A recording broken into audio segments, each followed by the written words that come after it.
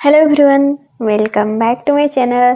आज है 24 फरवरी और हम लोग पढ़ेंगे 23 फरवरी से बनने वाले करंट अफेयर्स के मोस्ट इम्पॉर्टेंट क्वेश्चंस और साथ ही सभी क्वेश्चन से जुड़े इम्पॉर्टेंट फैक्ट्स भी डिस्कस करेंगे।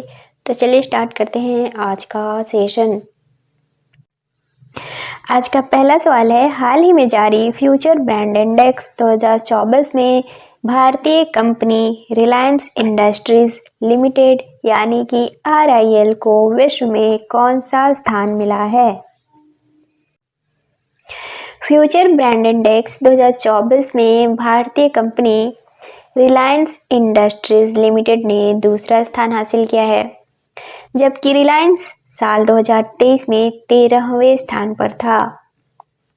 रिलायंस इस इंडेक्स में शीर्ष 3 में शामिल होने वाली पहली भारतीय कंपनी है, जबकि पहले स्थान पर है दक्षिण कोरिया की सैमसंग और दूसरे पे तो भारतीय कंपनी रिलायंस है और तीसरे पर है USA की एप्पल।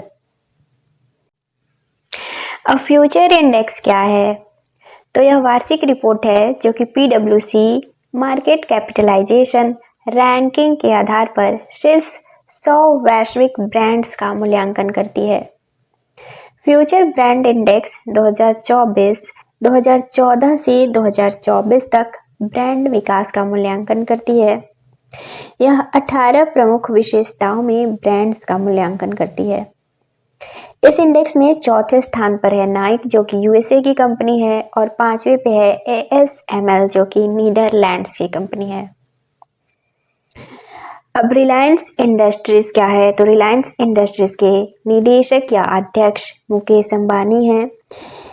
इसका हेडक्वार्टर मुंबई महाराष्ट्र में है और इसकी स्थापना साल 1958 में की गई थी। तो राइट आंसर हो जाएगा ऑप्शन बी, दूसरे स्थान पर। अगला सवाल है, हाल ही में प्रधानमंत्री के प्रमुख सचिव कौन बनाए गए हैं? तो राइट आंसर हो जाएगा ऑप्शन सी, शक्तिकांत दास। अब शक्तिकांत दास की बात करें तो शक्तिकांत दास RBI के पूर्व गवर्नर हैं, जो कि 27 नवंबर 2017 से 11 दिसंबर 2018 के बीच आर्थिक मामलों के सचिव और G20 में भारत के शेरपा के रूप में भी कार्य कर चुके हैं।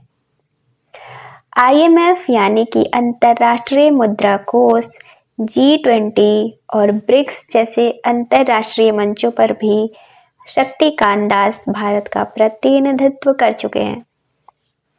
शक्तिकांत दास तमिलनाडु कैडर के अधिकारी हैं।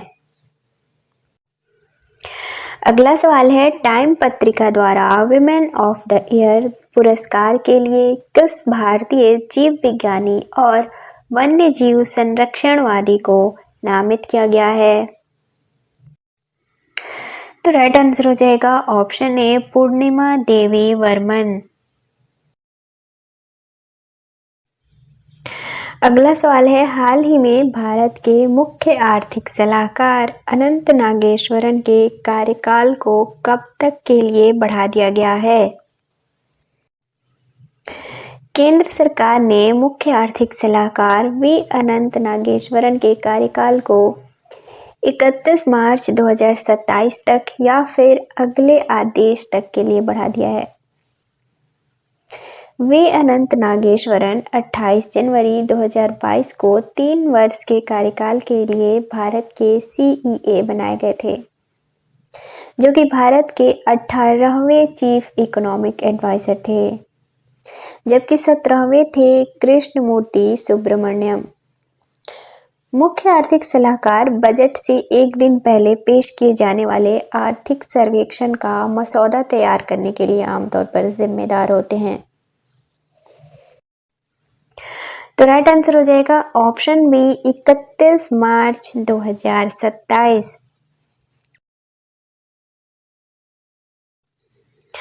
अगला सवाल है, हाल ही में खबरों में रहा माउंट डुकोनो ज्वालामुखी किस देश में स्थित है?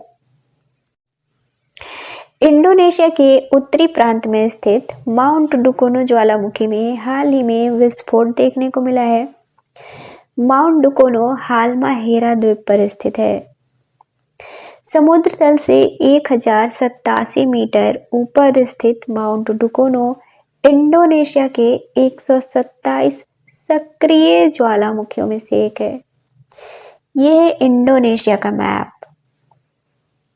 इंडोनेशिया की राजधानी है जकार्ता। यहाँ की करेंसी है इंडोनेशियाई रुपया। यहाँ के वर्तमान प्रेसिडेंट हैं प्रबोवो सुबियांटो, जो कि हाल ही में भारत के गणतंत्र दिवस परेड 2025 में मुख्य अतिथि के तौर पर शामिल हुए थे। विश्व में सबसे अधिक मुस्लिम आबादी वाला देश भी है इंडोनेशिया।